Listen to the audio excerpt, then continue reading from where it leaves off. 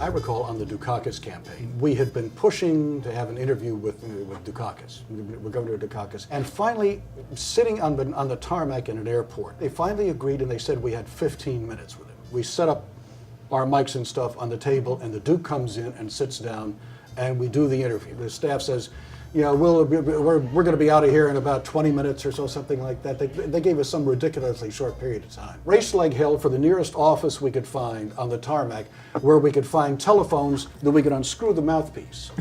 Because, you know, in those days, the only way that you could file was to unscrew a telephone mouthpiece and alligator clip onto it with a cord plugged into your tape recorder and play the tape through the phone that way back to your bureau. Our desk said, okay, that's fine. We packed up our gear and got back onto the plane. I think it was Dayton Duncan who came wandering back where the radio guys were. He says, what are you guys going to do with that stuff?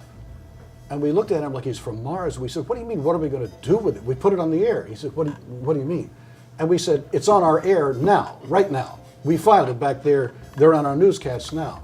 He said, what do you mean now? And I said, for Christ's sake, Dayton, I mean, now we put the stuff on the air. They had no concept of what radio was all about. I can remember them going into pulling us into a hotel with a campaign, and they had promised that there would be phones for us. They pointed to a bank of payphones across the lobby, and we go, are you out of your friggin' mind? What are we gonna do with a payphone?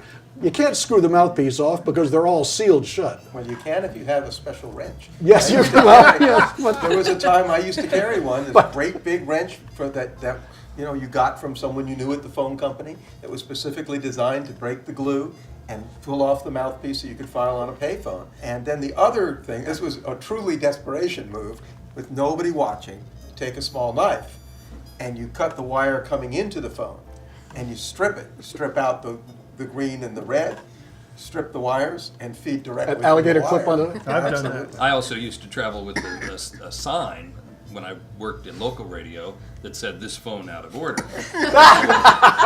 And, you know, and covering major court cases, I would, you know, get there very early and put the sign on the phone, and then when the verdict came down, all the reporters would run out like something off a front page, and I would pick up the phone, and, you know, invariably there'd be someone there, well, that phone's out of order. Well, I'll just see if it works. I'll be darned. And I put the diamond in it. So